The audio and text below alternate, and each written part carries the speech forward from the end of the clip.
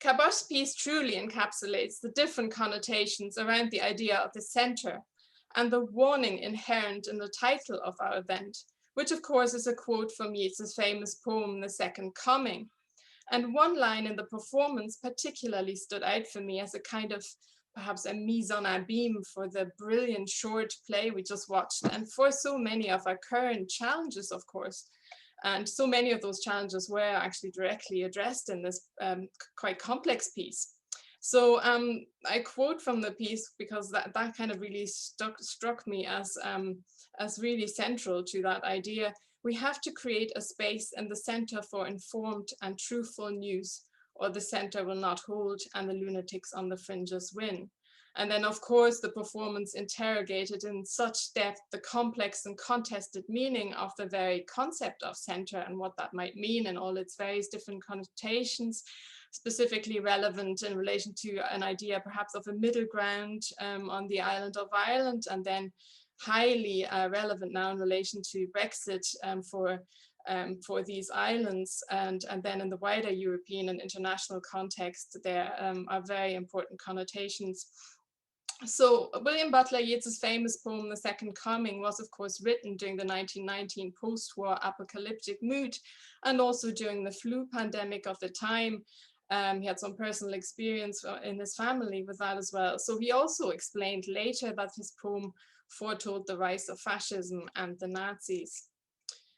So I'll just read through this quickly. The Second Coming. Turning and turning in the widening dire, the falcon cannot hear the falconer. Things fall apart. The center cannot hold. Mere anarchy is loosed upon the world. The blood-dimmed tide is loosed, and everywhere the ceremony of innocence is drowned. The best lack all conviction, while the worst are full of passionate intensity. Surely some revelation is at hand. Surely the second coming is at hand.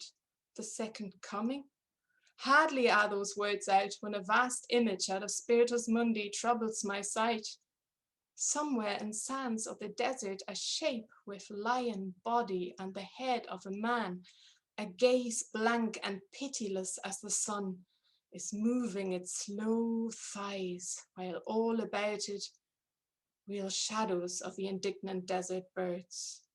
The darkness drops again.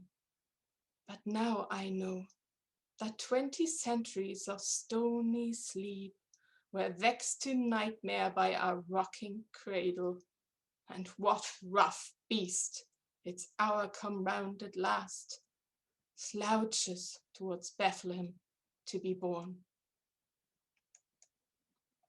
We have centered our event around this poem, as the idea that the center cannot hold relates to current and recent international problems, the rise of right-wing populism and extremisms, the future of these islands after Brexit, the apocalyptic situation around climate change, global humanitarian catastrophes, and the COVID-19 crisis.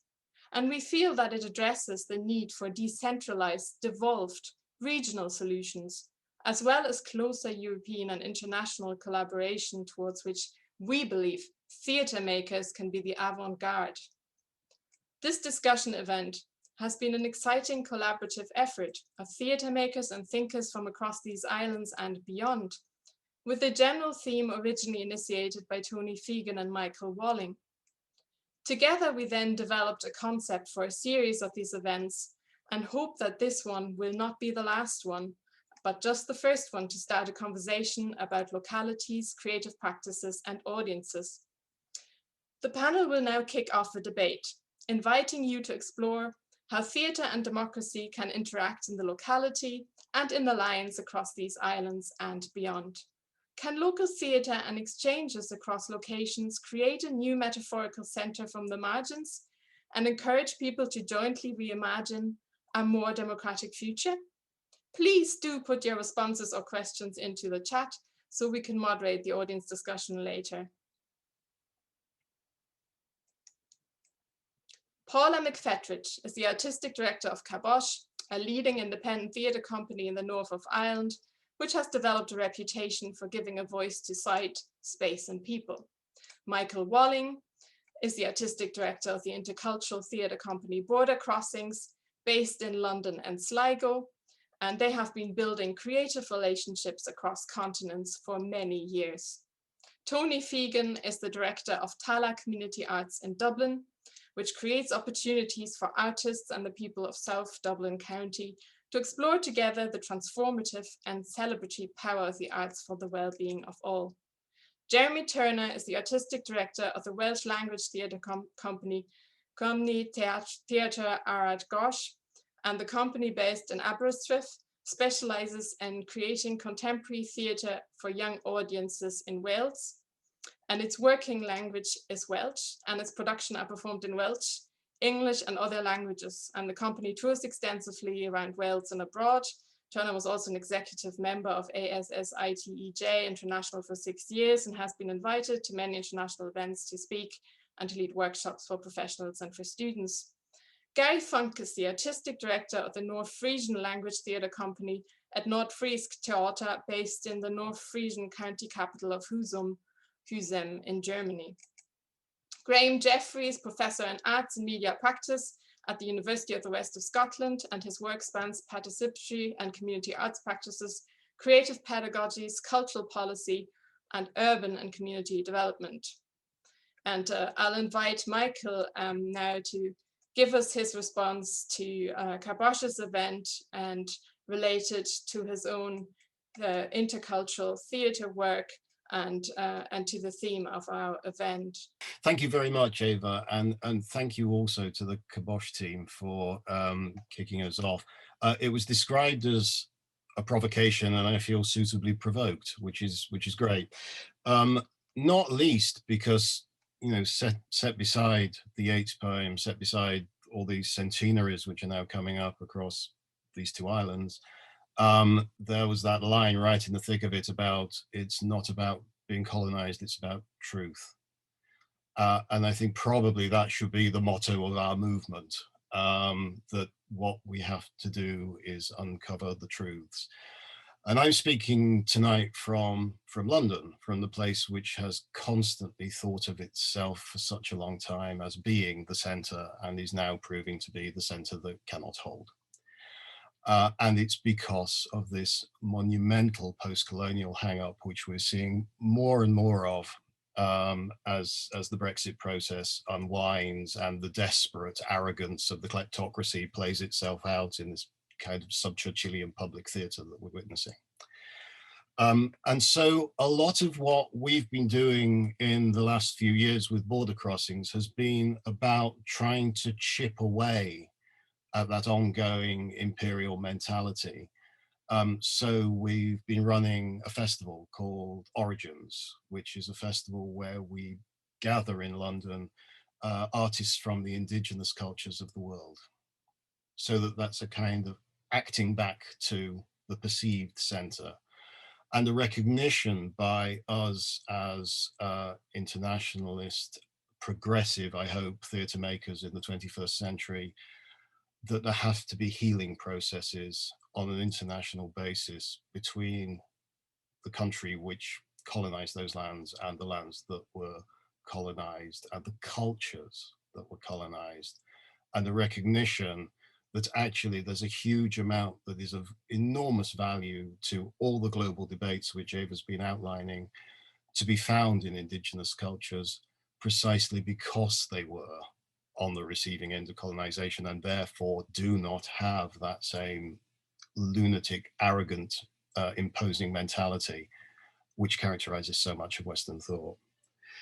The nipping away has also been going on in some of our own devised and scripted work. And for example, just at the start of this year, we managed to squeeze in, before everything stopped, a show called The Great Experiment, which was about the indentured labor migrations from India to lands around the British Empire in the aftermath of the abolition of slavery. And this was a piece which we made with performers of Mauritian ancestry, of African ancestry, of Irish ancestry, and British. And it was about the clashing of voices dealing with the history in the contemporary space. And I think that's what our role is at the moment, at least in London and in Britain. However, as Eva said in her introduction, we are also now a company based, perhaps not in, but certainly out of Sligo. And that's important because it's to do with our response to the Brexit crisis. And it's to do with an awareness that internationalism of the type we espouse within the British theatre is massively under threat for us. And so we're trying to form a new way of running theatre companies in the 21st century, which is much more about the network, which is much more about a kind of rhizomatic structure, so that it's not so much about sitting within one particular existing theatrical system. It's about forming networks of connections, which tonight is a very good example of, between like-minded organizations right across Europe and right across the world. And I think the beginnings of that are starting to be really, really exciting, and this conversation is an example of it. What that doesn't mean is that we deny in any way the validity of place and space and the specificity of culture. A lot of our work, sorry, that's my daughter going up the stairs. A lot of our work is created in spaces which are not our own, and always has been. So, for example, our play This Flesh Is Mine, which was an adaptation of the Iliad, was actually developed originally in Beirut and then rehearsed up to performance and had its first performances in the occupied territories in Ramallah. And that was very important. It's just one example. We've done it many, many times, creating the pieces not in our own space, but in the specific space of the culture with which we are partnering. And I think that allows us to privilege the other in some way in our work, so that we are opening ourselves to the possibility that their space might inform us, and also inviting them to become guests in our space, having been informed by theirs. I think place is hugely important. I was thinking yesterday about this in relation to John Moriarty, the wonderful Irish philosopher and poet, who talks about how when you're crossing a field in Sligo, you can suddenly feel this extraordinary elation that you do not understand. And of course, it's not to do with you, it's to do with the field. It's to do with the fact that in that field once a child played, or some people made love, or something extraordinary and celebratory happened. And I think those kinds of ghosts are what we need to start uncovering more and more. And theatres are very good places for uncovering ghosts. And early this year, we performed the great experiment at Tara Theatre, Jatinder's theatre, he's here tonight. And then on the Cutty Sark. And Tara is quite a new theatre, but it's filled with the ghosts of 40 plus years of Tara Theatre's existence. And therefore it is about the presence of Asianness in Britain. And performing the show there evoked something. And then going to the Cutty Sark, a ship which travelled on as a tea clipper across the Indian Ocean, was part of that trading empire, that evoked something else. And I think a lot of our work is therefore about trying to get under the surface of what's going on, trying to find those hidden connections, trying to reread the histories, trying to bring those histories into the present, and to enter into a dialogue with the ghosts. Because as it says in Dennis Johnston's The Old Lady Says No, the land does not belong to the people who are on it, but to those that are under it. And most of theatre in most of cultures throughout history has actually been performed for the dead. And I think this is a moment where we need to start communing with the dead and coming to terms with history. Thank you, Eva, and thank you, Kabosh. I think the piece illustrated the unfinished business on this island and the unfinished business of the islands that are ongoing. And we're in another moment of history when what was a centre and seemed all kind of fixed is unravelling as we speak. And we're also sharing this crisis of a pandemic. I come from a very local practice in as much that Tallaght is on the edge of metropolitan Dublin. It is a kind of reasonably new local authority. There's 88,000 people, high proportion under 25. What's interesting is of the 13% of people who come from elsewhere in the world living in Ireland now, 35% of that 13% live in South Dublin County. So it's a very interesting place. It's a suburb. It's an overspill suburb. So the majority of people who are older there were moved out of the inner city and came historically from challenging economic and social backgrounds. It's not like that anymore. But certainly when I first went there in 2007, lots of young people who lived there would not say where they came from. I've seen that change over the last 14 or so kind of years. And it's been very interesting to watch that. And I think as an organization, we have contributed alongside lots of other colleagues, both artists and non-artists, in kind of building that. We're a participatory arts organization. So we put people at the center of a process. And I think many of the participants that we work with and our artists work with are very often people who come from communities, come from stories, come from histories where they didn't have a voice, where they were excluded. They were excluded from the metropolitan chatter of culture and social interchange. They were excluded from metropolitan Dublin and lived on the edge, but really didn't have a sense of a green field around us so that we could determine that we were separate from the city. So there was a very, and continues to be, a very conflicted relationship between metropolitan Dublin as a centre of culture and social interaction and those of us who live on the edge of the city. I think what I would like to just say a little bit about some recent work we've done, because I think it illustrates some of what we're trying to do locally and also connect internationally with people like Mike and our other colleagues here. Recently, last year, we created a festival by a woman director and writer, Jenny MacDonald, and Jennifer Webster, a producer. And they worked and produced 3 one-woman shows. The festival's called Solo Science, but we also created a local women's collective who worked with the professional artists throughout that process and then created a piece of performance work themselves. And that went on. And that kind of talked and told about the everyday stories of many of those women. Some were people who lived in Tallaght for a very long time and were rooted in it, probably second generation, and other people like one woman who was in Tallaght for about 2 years, had come from Libya with her family as a refugee. So a real kind of cross-section of women's experiences. And then they went on, which should have been in May this year, but because of the pandemic, they went on in October to hold a symposium, which was really, really very, very interesting about women working together.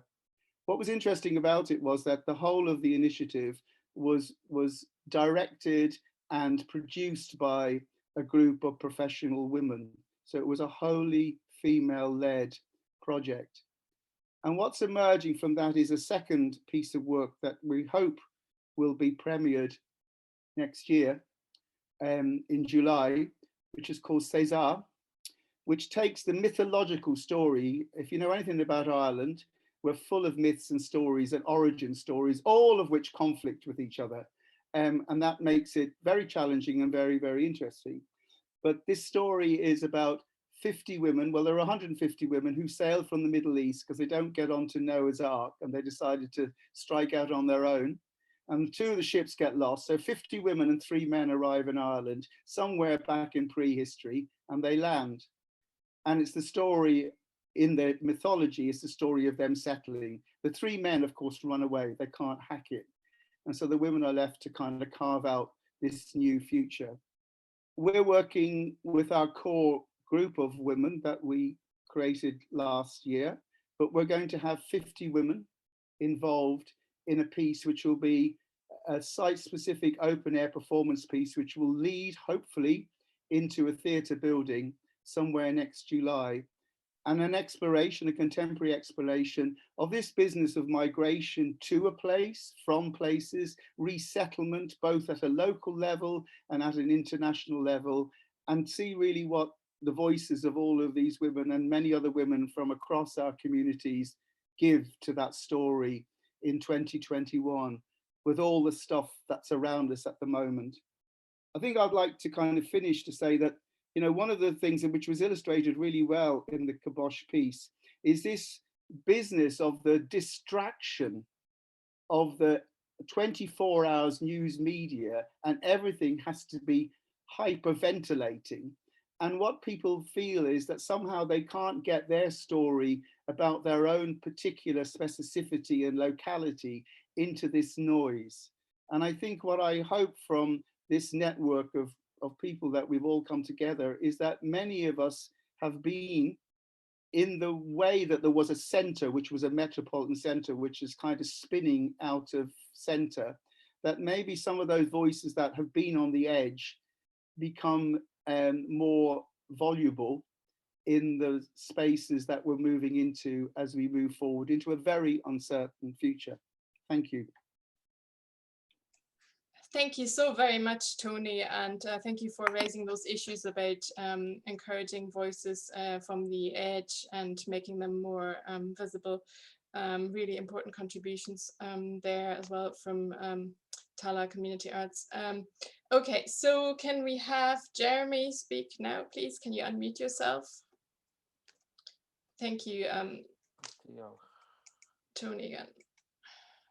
Noswaith, good evening. Diolch am y gwahoddiad I fod yma. Thanks for the invitation to be here. I'm sitting in my son's bedroom with his Skeletric set behind me. I'm looking over the sea in Cardigan Bay, and the closest capital city to me here is Dublin, not London, but Dublin. And that's important for me. I recently attended a talk by the Police and Crime Commissioner for Dyfed Powys, an area of Wales. He talked of the need for a Welsh justice system, whereas Northern Ireland and Scotland have their own justice systems, independent from the English system. Justice in Wales is still part of the English centre. The Commission noted a feature of the tradition in Wales of punishment by shame, whereby somebody found guilty of a crime was put to stand in public and be shamed by his or her community. In the laws codified in the 9th century, this was called sarhad, a word we still use today. But why am I talking about law rather than theatre? Well, later, as recently as the 17th to 19th centuries, transgressors were still shamed by their community by the use of the ceffyl pren or the dolly pren, literally a wooden horse or a wooden dolly. These large effigies of the culprit made of straw and sticks and decorated in rags and flowers would be paraded around the community or village to bring sarhad, shame, on the culprit. A mock trial would be held with the locals playing the parts of the judge and jury, and physical or verbal punishment dealt out on the effigy as a way of shaming him. This was akin to other informal performative traditions in Wales, as in other countries, such as the Mari Lwyd, the horse's head dressed in ribbons paraded with song at the Old New Year, the wren hunt, the outdoor bantering of extemporized poetry. This spectacle, the role play, the rough effigies, the raucous crowd, the music before the advent of nonconformism in Wales were basic theatre. They were people's theatre. My work for 40 years has been involved with the search for the essence of what Welsh theatre is or could be. This sounds very grand and maybe futile, as our work inevitably is framed by conventions. In my early work, I was influenced by European experimental theatre, and I worked with new young companies who had chosen to work in Cardiff rather than in London or other English cities. They were creating new, weird, wild, wonderful theatre. They called their work third theatre. First theatre was the conventional European model. Second theatre was the avant-garde, the revue, or the community theatre. Whereas third theatre couldn't be categorized, couldn't be centered. It was called experimental. It questioned the need to adhere to the habits and expectations of the Greek or Roman model of theatre. Its only common factor was the aim of not being part of the conventional and of ignoring centrist theatre. In 1980, with two university friends, we established a new experimental company, Cwmni, which worked in Welsh, in our language. In 89, that company evolved into Cwmni Theatr Arad Goch, of which I'm still the artistic director. All our work is for young audiences or with young people. Some of it is scripted, but a lot of it, especially the work I direct for the company, is devised and holds on to some of the ideals of the early work I did, where the performers and director still train every morning, still improvise, still use practical, physical, and vocal research. Equally or more important is the fact that the performers and other artists are a holistic part of the creative process from start to finish. The director doesn't hold the center of the process. I describe myself as a theatre builder rather than director. I forge and mold performances with the pieces created by and with the other artists. Now, when I talk about theatre for young audiences, I often see a look of pity on the listener's face, as if our theatre is not real theatre. Then I often hear of preparing the audiences of the future. But my audiences are audiences now, and they deserve not what I call fluffy bunny, tinky winky theatre, but theatre which is as robust as we'd see for adults and often more imaginative. But why do I stay with children's theatre? Well, because they, the children, the audience, don't have the preconceptions of what theatre should be. Their expectations have not been tempered or centered by conventions. And so I can continue to experiment with form and style, often surprising adults and some learned lecturers with theatre studies, that our work is not part of the central concept of theatre. I hope that our work helps our young Welsh audiences to recognize and realize their own identity. And Kabosh's lovely provocative piece earlier drew us to the duality or multiplicity of cultural identity. I've often told friends from the Republic of Ireland that I'm jealous of their autonomy. Some have replied that they are jealous of the strength of the Welsh language in Wales, and it is stronger than some other minority languages, with about 25% of our population using Welsh regularly. But the language issue is linked to the agenda about cultural identity in Wales, and being a young Welsh-speaking person is not easy. Some children think that Welsh only exists in school.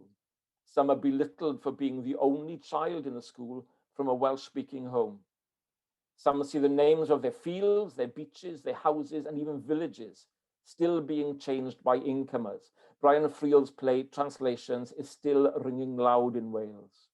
And this week, they've heard the name of Castell Gwrych, the location of the deadly I'm a Celebrity, belittled because a lazy, arrogant, monolingual, highly paid London-centric TV presenter couldn't be bothered to do his work properly and find out how to pronounce it, preferring to take a cheap shot at Wales and its language for cheap laughs.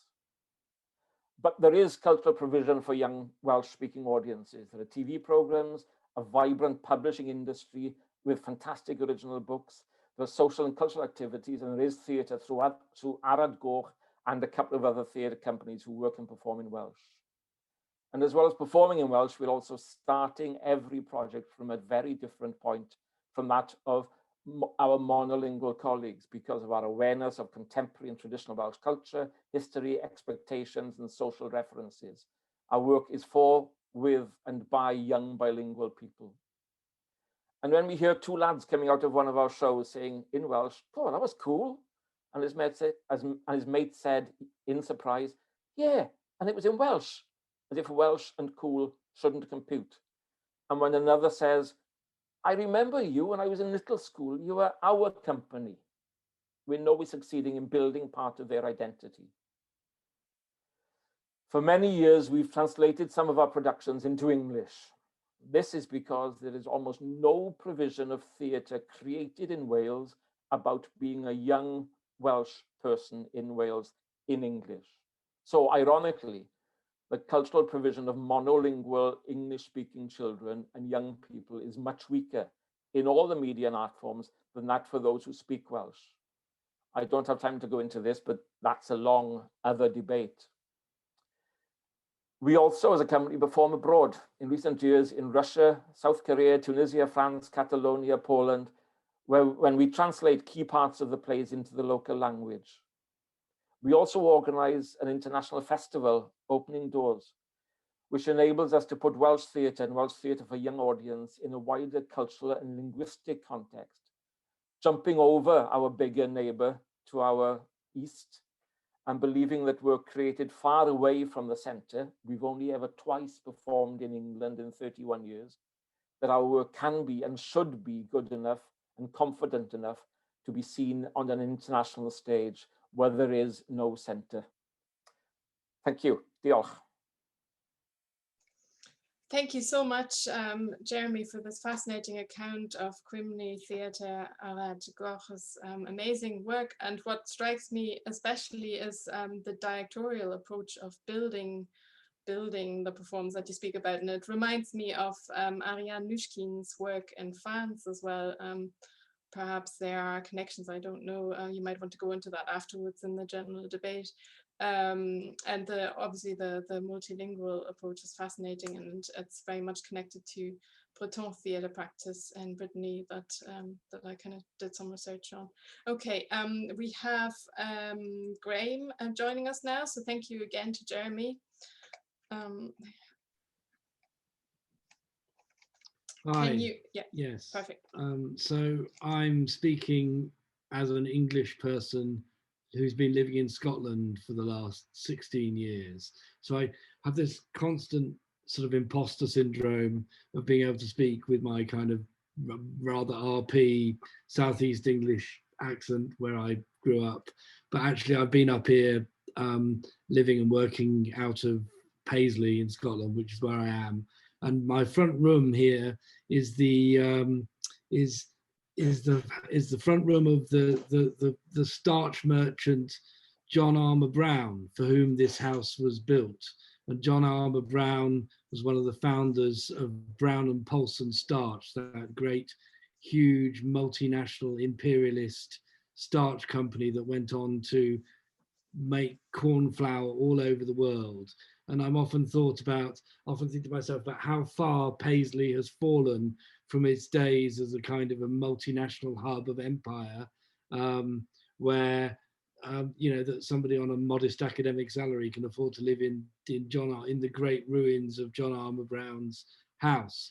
And in a sense, we live here in Paisley with all of those legacies all of the time. And Paisley has set great store by its heritage, and about 7 years ago embarked on this journey of trying to regenerate the town through culture and talking in a rather kind of uncritical way about the heritage. And along has come Black Lives Matter, and along has come a whole sort of anti-colonial, decolonial ways of thinking, and it's massively problematized this for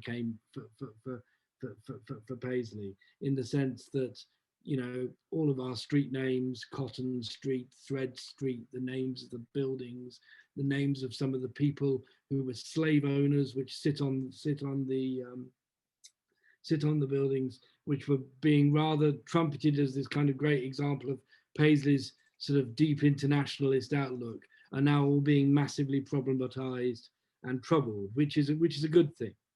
And I think sitting here in the kind of ruins and the aftermath of empire, it's a really interesting moment again to be reflecting on that and where we are, and also in our relationship with the rest of the United Kingdom. And as an English person coming to Scotland, I don't think I'd ever even really thought about my Englishness. And actually, some of the gestation of this conversation came from a trip that I had over to Ireland to see Tony about probably 18 months ago. And we spent a lot of time talking about Irish history. And I realized that I knew literally nothing about Irish history, because even the history of the Troubles, because none of that was ever taught in the English schools that I went to at all.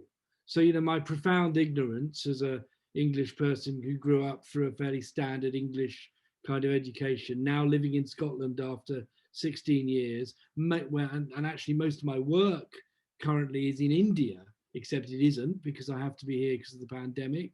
Most of my current work is in Dharavi in Mumbai, working on issues of plastic and waste and recycling. And again, this kind of profound sense of dislocation of sort of being everywhere and nowhere all at once is kind of interesting. You know, how do we navigate through that as practitioners? And I was thinking about this phrase, epistemological violence, and the way that things like Brexit and an insistence on there being one center, as if we can't live in a polycentric world, is like this a form of epistemological violence. You know, I loved Michael's phrase about faux Churchillian politics. I mean, Churchill had a better understanding of the multipolar nature of the world than, I mean, for all of his faults, than our current Westminster leaders. This insistence on this kind of, there must be a single center, there must be one way of thinking about things, there must be one discursive sort of order. And I suppose that is partly a massive reaction to how do we deal with the confusions of living in this kind of super globalized, super mixed up, super multicultural, super diverse world where it becomes very, very easy just to fall back on simple solutions. But of course, all those things just become a cover for not dealing with all sorts of other urgent inequalities. So instead of focusing on urgent inequalities and massive global inequalities between North and South, or between different, different classes and so on, we just end up in getting into a debate about where to say about how to kind of hold on to the center. So yeah, what else was there to say? I suppose it's also about paradigms of nation. This notion, you know, I've become a kind of a full-throated supporter of Scottish independence, having arrived up here again, despite my accent, and I shall be campaigning hard for a kind of an independent Scotland in the coming years. And again, that's a position I've completely moved to, because I was not able to see, I simply was not able to see from living in London for all those years, the way in which Scottish interests and Scottish kind of perspectives have become so marginalised by the British state. You know, and I've now been working in the Scottish education system for 16 years, and I'm very proud of the way that we've managed to retain free higher education. There are certain things we've been able to do up here that have been smashed to pieces in England. And I think that's something, you know, to try and hang on to. Anyway, I'll stop because I'm just kind of giving you a sort of a quick response to Kabosh's excellent provocation. But I do think it's like how there's this key question about how do we articulate that need for a polycentric kind of universe, as opposed to this kind of violence of the insistence on there being only one way, only one single view through which the world can be kind of articulated. Thank you very much, Graham, for this really stimulating response to Kabosh's creative provocation, and also for this stimulating academic theorization of the issues around the centre in the current context and the current British and Scottish context. So I think this really complements the other contributions. So thanks very much. And let's have Gary then to move this beyond the context of these islands. Ja, folitung Eva en ook ganz folitung to Kabosh voor dat de oromatical invering aan het thema van Ealing. Yeah, I'm working for the Nordfriesian Theatr at Nordfriisk Teooter, situated in the county of North Frisia at the west coast of the Danish-German border region, a region which was known as the Duchy of Schleswig until the middle of the 19th century. And maybe you would now say you never belonged to the great empire, but that's not true in total. There's one small island, Helgoland, maybe you know it, which belonged to Great Britain until the middle of the 19th century. The whole region belonged to the Danish entire state until 1864, when it was conquered by Prussia and Austria and became a German province. And in 1920, as a consequence of the First World War, there was a census with the result that northern Schleswig, the northern part of the duchy, came back to Denmark, what is called Sønderjylland today, and the southern part came to Germany.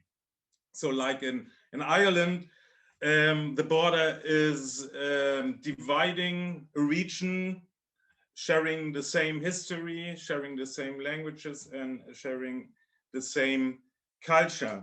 And we have a very strong German minority north on the border and a very strong Danish minority southern the border. And there's, of course, the Frisian minority as well, officially recognized as well. But all these languages do not belong to a certain state anymore. At least they do not in our region. You can be German and living in Denmark within a German community. And you can live in Germany, south on the border, as a Danish family. You have Danish schools, Danish hospitals, Danish health system, as well as you have a German hospital, German school, German health system, German libraries north on the border.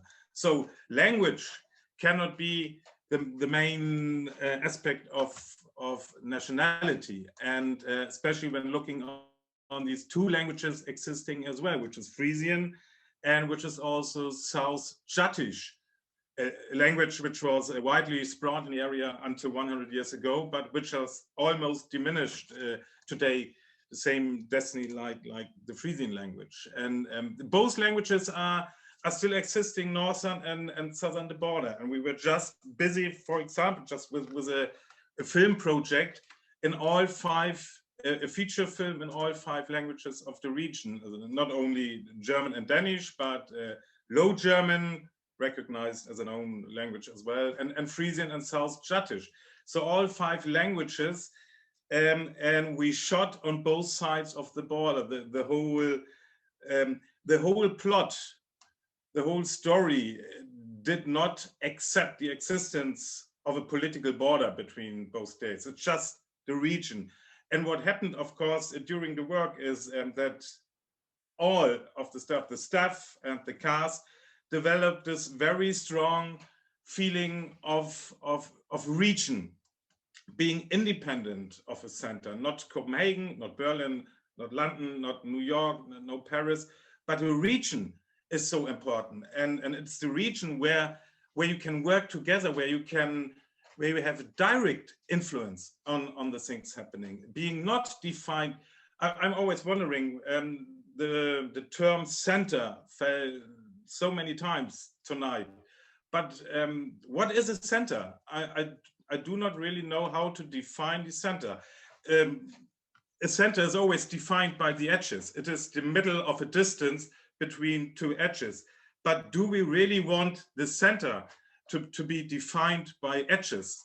Especially when we're talking about extremism and right wing and left wing. So we must define the term of center for ourselves and take it independently of extreme positions and extreme tendencies. And for me, center must deal with unity. There is something like unity, or at least a basic agreement on the question how we deal with issues and how we deal with problems. That must be something which is included in the term of center. Unity, normativity, I want to avoid the word average, but you know, this family of words, sticking things together, sticking cultures together, that must be the new center. We have to search for this basic point where we all can agree with, and then let's change center into a base, something which our human culture is built on, and what we can all detect in our own cultures. And then we have to go step for step into a new definition of center. And the center, we have to define what are the edges and not the other way around. I think that's very important. We must define it on our own, and it cannot be defined by the distance to the edges. May it be right, or may it be the left wing side. And again, that's why I think the region is the best point for starting, because in a region you can, people can engage themselves with their environment. You can see the fruits of your work. You can evaluate news. You can evaluate fake news. It's your world is nothing in the distance. That's your own center. And maybe then it's the best point. We all create our centers, our bases, and make them as big as possible, so that in the end, we have one basic agreement in the world. Maybe that's the best way, even if it sounds a little bit poetically. Thank you. Thank you very much, Gary, for outlining all these difficult questions and important questions indeed, and again, offering a theorization of the idea of the center and what that might mean for us. And I think especially for theatre companies, what you just hit on, that idea of the importance of the region and the way they can actually have insight into what happens politically on a local level, and they can't be deceived by fake news and so on. That's something I think where regional theatre companies can really work with that. And I think that's something that, for instance, Northern Irish theatre companies are particularly good at, from my own experience, but I'm sure you can all relate to your own localities in relation to that. So that moves me back to Paula McFetridge nicely. So she's going to, so thank you very much, Gary, for that. And it's been really interesting to hear about your very interesting work with languages and all that as well. So Paula will now respond to any questions from you. And first of all, talk a little bit about the creation of the event that you saw earlier, the performance, and how that relates to that whole concept of centre and to the wonderful work that Kabosh Theatre Company does in general. Thank you, Paula. Thank you. I hadn't really decided to talk, because I kind of felt like when you talk in a situation like this, it's like that thing where you have a director's note in a theatre programme. It feels like you're defending your work and you have to put it into context instead of the work doing it for itself. So this kind of goes against everything that I normally do. But Eva was very keen that I kind of show my face and explain some of the stuff that we do.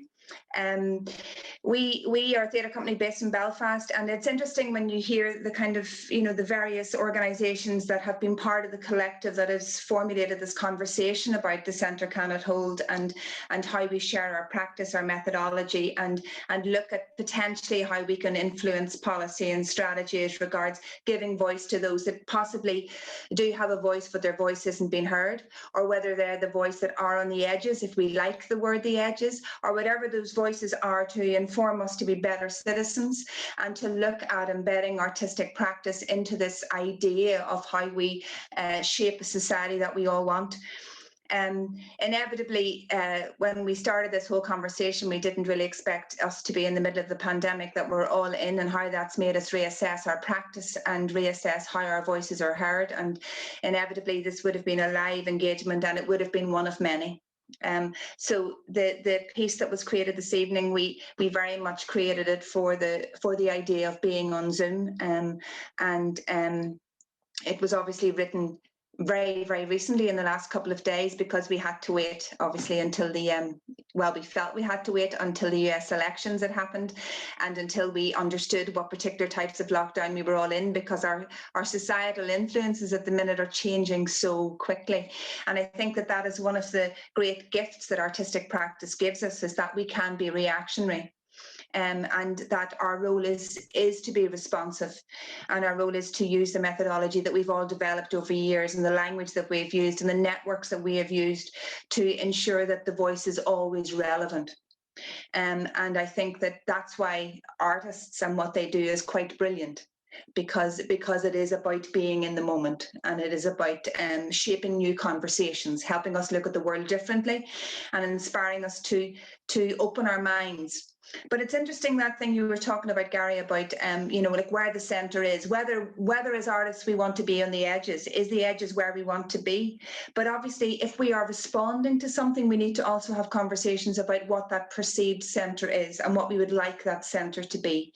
And I think that's really important. And I'm aware, I should say also as well, there are a lot of people attending this particular event whose work I admire and who hopefully will engage in the conversation, who have been working very much with communities whose voices have been silent. For example, like Andrea Montgomery, like I saw her there, who's done some incredible work in East Belfast looking at cultural diversity. And then there's the likes of Phil Scratton and the work that he's been doing within academia and within artistic engagement. There was a couple of things I just wanted to say that the whole concept of uncovering ghosts, I think, is really interesting, that Michael talked about at the very beginning. I think that as a company, we do a lot of work in non-theatre spaces. And one of the things we talk about is, how do we give that location a voice? How do we ensure that that location, or what that location represents, or the ghosts of that bricks and mortar, what are they bringing to the conversation? Because there's no point in us replicating that. We are there to provide a context, I suppose, in which those voices can be heard, reassessed, and so that people can engage with that narrative differently. And it is about creating provocations. It is about facilitating informed discussions. And I think often what happens with these conversations is we think they have to be between communities. We think they have to be between generations. We are constantly being encouraged to look at that kind of cross identity, cross community, transgenerational work. And I think too often we lose sight of the value of the single identity work. And I think that those small community provocations and those informed conversations that are still happening within the heart of our communities are really, really important. And whether that is being specific to language, and whether that's being specific to cultural identity, whether that is being specific to sexual orientation or whatever it is, I think we have to allow those conversations to happen. In the same way as I think it's important that we allow artists to take risks. I think that is the other thing that we constantly should aspire to, because the risks we take are informed. All of us that work in this type of work, we have been doing it for a while and have developed a methodology that is about care. Yes, it's provocative, but we only do that within a curated, informed society where we work with gatekeepers who we mutually respect, and we try and assess when is potentially the right time to stimulate those conversations, and how we can place value on the fact that we all have individual memories and we all have an individual cultural identity, even though society loves to box us. Also, I thought something very interesting that Tony said, which was the micro in the macro. That desire to constantly find the micro and to know that we are speaking within the macro, but how do we unearth those voices, and how do we allow them to exist in an equal framework with other voices? And that we provide somehow the space for those words, but we don't allow them to simply exist. We also challenge those voices. And I think that's what happens when we work with some of the designers, the choreographers, the musicians, the playwrights that we all collectively work with. It is about taking those original voices and putting them through a new lens. It was very interesting as well, actually, what Jeremy was saying, that idea that I heard a great thing about that when we talk about doing theatre for young people, that notion that it's somehow not as good.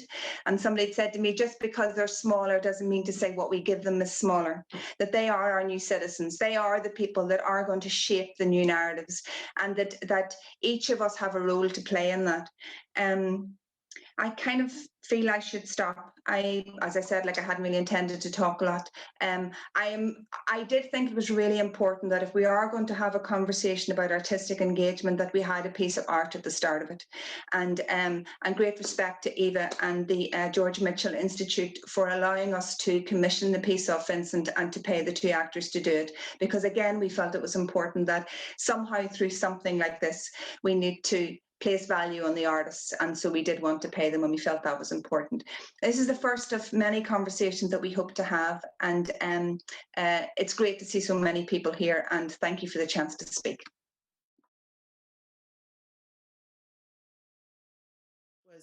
I was very interested in the fact that space was coming into the conversation. It was mentioned a few times, and obviously if you're thinking of the idea of center, you know, it was very interesting to hear about center, about the edges, about the concept of region maybe as an alternative to center. And the point that I tried to make is that there is something very interesting that happens to immigrant artists. So you bring ghosts with you from your place of origin, and you inherit the ghosts of where you land. It was fascinating I often get referenced as an East Belfast artist. For those of you who know Belfast, that's a very Protestant area. I'm not a baptized Christian. I grew up in Southeast Asia. So that's a really interesting identity for me. And yet I have a name that Montgomery in the ears of the Irish, that is a name of, it's Protestant name. So it's just a sense of when we were talking about walking across a field or looking at bricks, and as we consider the idea of space in our work and bringing those ghosts to the surface, that is a complicated and interesting question for those of us who are foreign born or immigrants in the places we have landed in. In Tallaght, lots of people say people have only arrived, but in fact, people have been there 40 or 50 years, the people who live in suburban Tallaght, and then there are people who've lived there, families that have lived there for generations. There's a woman just up the valley whose family have lived there on a farm for 300 years. She's lived there for 42 years, and she's considered a blow-in. So, but the other interesting thing is that actually very often when you have older residents, participants that we're working with, and people in their 60s, 70s, or even 80s, and they're talking to maybe newly arrived people, exactly people who've come from other countries and other places.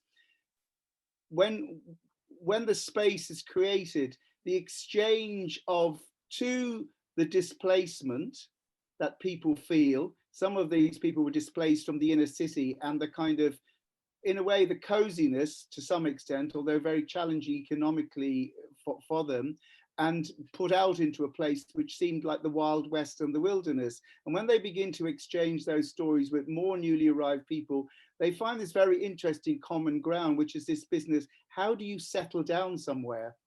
And what are the things what are the memories that you hold on to and reenact in some way in the new place? And what are the things that you get rid of because you're inventing a new kind of story and in a new spirit, as opposed to necessarily hanging on to old ghosts? So I find that very, very interesting, this sense of place. And then, of course, in a country which has everything named down to the last stone in a field. I live out in South Wicklow, and everybody around here who's lived here for generations can say, oh, that's called that, because it's always been called that. So I think this interesting thing about place and people who've arrived and people who've arrived long time ago and people who've just newly arrived, and how they exchange those stories about place and space. Thank you, and it's been fantastically fascinating. And just picking up something that you said, Andrew, I mean, and indeed going right back to the piece that we saw by Kabosh. It seems to me that populism, which is what was being talked of, that there's a disproportionate effect of or impact of populism on minorities, on foreigners, on Black people, colored people, whatever, in all these societies that are certainly around this room, and equally so in terms of COVID. And what's been fascinating is that this whole question of the center kind of going, and I don't have any particular kind of answers as to what is the center, except this one comment made by a woman in Philadelphia when she was asked, you know, what does this election mean to you? The recent election that's gone on in the United States. And she said that I'm hoping for a return of civility. And I thought that word civility is the really critical one that in many, many ways we've all been working on and we work with in all our theatre work, in all our kind of arts work and so forth. But it seems to me that it's almost now taken on a value as if it was a rare commodity. And perhaps it is perhaps part of our drive maybe is to try and recover for that word, civility, in our action, as well as, of course, in the various ways we go about it. And sorry, just the kind of last thing on that is that part of what was really striking me about that word civility is that, as I'm sure we're all very aware, this epidemic has hit us sideways because it's hit us at our core hubris. Our core hubris as modern people is we've conquered disease. Certainly people of the West, we've conquered disease. And suddenly this thing came in from the left field and flattened us.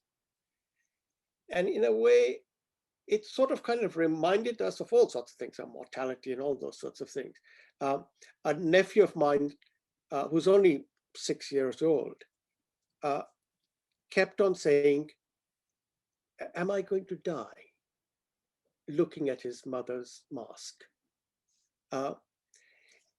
I'm sure we all have had those kinds of experiences. And the only reason I bring that up is that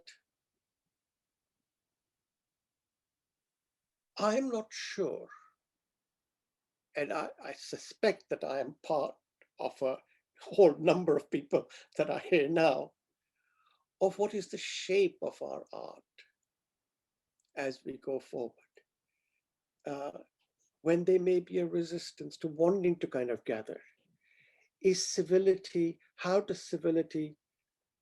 we articulate it? How do we manifest it in order to come together again, whenever that coming together happens?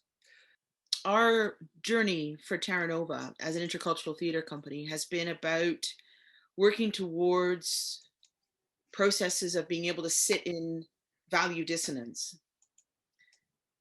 So that is the key.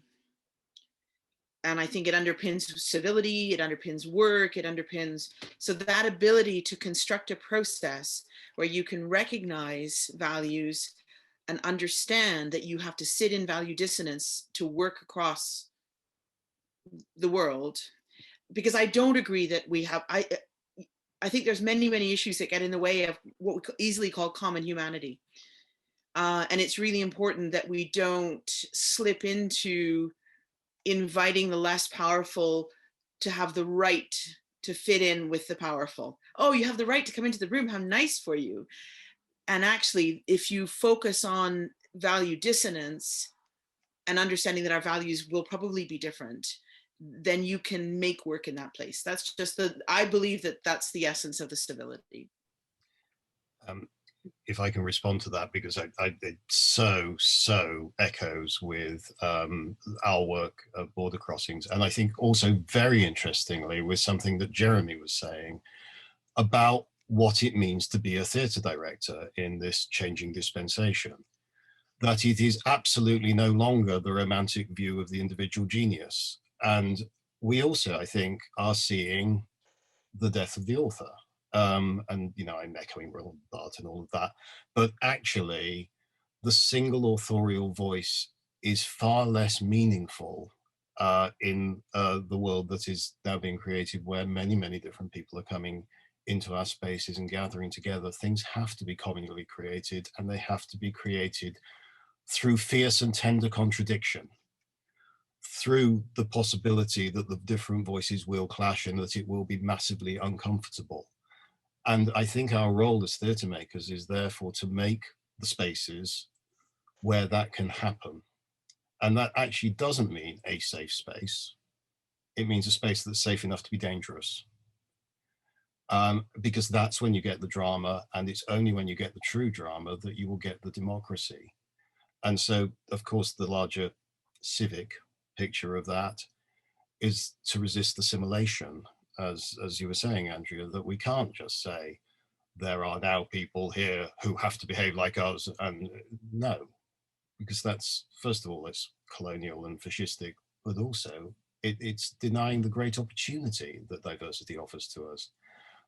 So our work is very much about, it's not, this is my vision, it's, here is a space and let something happen in it. And that's why theatre is absolutely the right mode in which these conversations need to occur, because it is about the presence of bodies in space. And then, of course, Jatinder's question then becomes very important, which is, how on earth do we do that when people are unwilling to bring their bodies into the same space together? And I don't know the answer to that one. I'm just looking at, if you see Rosemary Jenkinson's questions there in the chat, that idea of does centre mean nowadays trying to avoid offending people? Can theatre therefore ever be centre? And I suppose the question is, do we want to be centre? I suppose that comes back to what you were talking about as well, Gary. Of course we must offend, and the common space does not mean that this should be what Michael just said. It must be dangerous. It's not a feel-good area. It's the area of not of combat, but of discussion, of coming to the point and getting rid of. I do not know the English word. Goddamn, getting rid of your armor. You know, you have to get naked onto the bone to be, and then you can negotiate with each other honestly, and because you have to lose something, and you have you can discuss from eye to eye, and that's very important. And the question how we get people into this space, if we can call it theater, but we can also call it it's a regional parliament or things like that, where we are in close contact. I do not know, but it's I think it's necessary, because we will not really contribute if we always just discuss with the same people. We need an amount of people, and we need the whole community to create this one space for the whole community, not just a small theater space, but we have to recognize the whole community as a common space where we can interact. And this interaction, it's missing at the moment, and it's breaking away. And instead we are communicating through internet, cyber possibilities, but we are losing this physical contact, and that's so important, I think, for finding solutions together. You know, I want to express my gratitude for all this stuff I've seen, but I remember way back Tallaght. And this was one of the things that struck me, and that theatre in Tallaght, and how the place was a concrete jungle in the 70s, and there was nothing there. And I remember year after year going out and wondering, how can that theatre, that community theatre, how can it ever work? How can it ever be something and be a centre for creation, and not just a kind of garage for decentralized performances coming from the middle of Dublin, you know. And I have discovered from what Tony Fegan told us about his work, how in fact Tallaght, with the concept of theatre, a concept of theatre which doesn't have to place Tallaght at the center of the universe, but has to place other things central, and a notion of community and community theatre that I wouldn't have thought possible, that I did not think imaginable many decades ago, when Tallaght, as a ghastly urban concept, was beginning to make its way, and when then a theatre as a kind of excuse, a kind of gesture towards the culture, we dump a theatre in there. And that is what I think happened. And that's out of that should emerge something that I've heard description of today, I think is very encouraging and very pleasing. I will say, has our Welsh colleague disappeared? I was so pleased to hear about things going on, because I was over when I was young, a very long time ago in Cardiff. I brought a student production there to the Sherman Theatre and discovered just how rich in the Welsh language and not in the Welsh language, such a rich cultural activity was going on there. And there was still is, I'm sure, an extraordinarily lively performance activities. There was the dance, the Welsh, it must be the Welsh National Dance Theatre, or that, all kinds of things happening. And when I went back later over the years on student exchanges like that, and discovered that a number of my colleagues, a bit to my alarm, were very committed to Welsh language activities and had plunged in there and were doing much more language activities than we over here in Ireland. And the point was made, I think, that the Welsh language is more active in use than the Irish language in Ireland. But oh dear, I think I started off with a train of thought that I have now lost. But I do think that the performance we saw very early on at the beginning of the evening, it was very interesting to see that in the theme of space and center, because what I thought was so marvelous about it was that you had these two performers who were the actor, the anchor, that's this, they were anchor people in a broadcast. And we never got a glimpse at all about the content, the substance. What we got divided, turned into marvelous division, was the way that the frame works, the way that the location, there was a location, it was RTE, it was the Belfast correspondent there. It was a location, a virtual location, and all these experiences that we never saw were being dragged into a space that transformed them into something banal, into something, it could be disheartening were it not for this state of derision, if you like, that it was demonstrating how space, in this case, the virtual space of the screen, the head, the talking head, the anchor head, was actually reducing the outside experience to its own parameters, so that nothing could be said in that space that didn't correspond to what that space was in advance capable of saying. So there was this reductive power of the media illustrated by these two fine performances. And that struck me as being very much, putting the finger on the spot there. And final point then, of course, about Mnouchkine that Eva referred to, Ariane Mnouchkine and the Théâtre du Soleil in Paris, which has been going on for decades and decades and decades. But they started, when they were given their space at the time, going back to the 1970s, I'm sure, out on the outskirts of Paris. It was like traveling to God knows where, a kind of cultural Siberia. They set up their theatre in a disused munitions warehouse, and one of the things that they were discussing at the time was how the architecture of theatre buildings really you had to get out of it. Because anything you do within a built theatre, within the institution, architecture of the theatre, was recouped in this way, and you could only say things within the existing architectural theatre spaces that theatre and that concept of performance and that concept of society expressed in architecture would allow. And the formula used was that really we are in the margin and the only place to be nowadays, but nowadays was in the 1970s, that the only place to be is in the margin. There's a lot to say here because thank you, everybody. You've all brought up very, very important issues.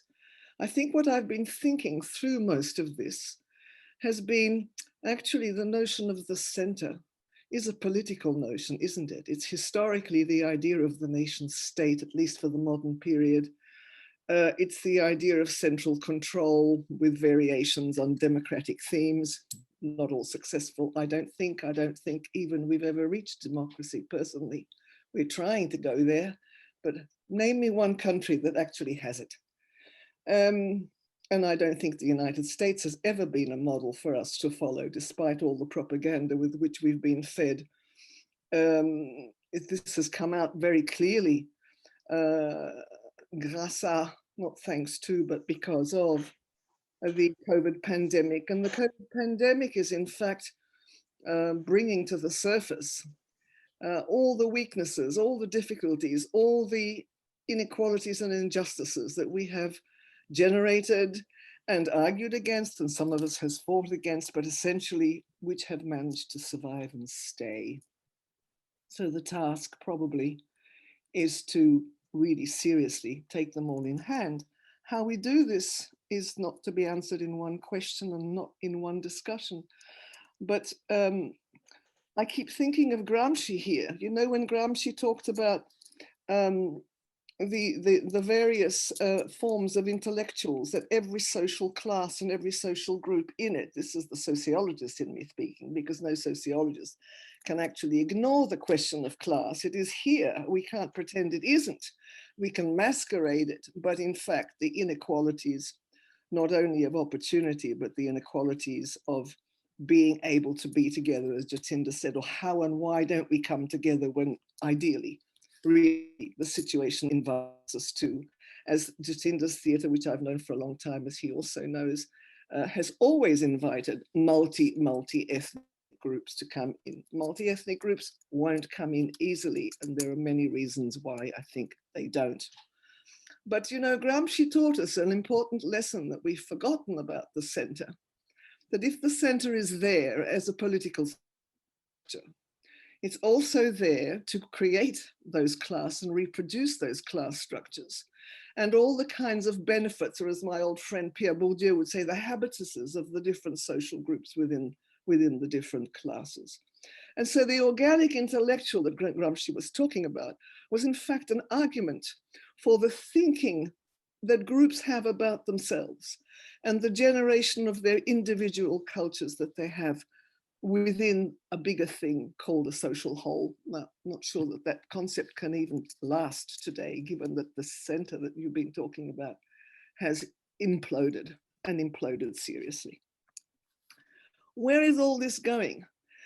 Where is my thinking going? In the last few days, I've been seriously thinking about the difference between communication and communion, the difference between us being here, listening to each other, listening also to each other's opinions, perceptions, histories, experiences, perspectives on the world, all of us understanding that in this multiplicity, there might be some way of getting to the truth.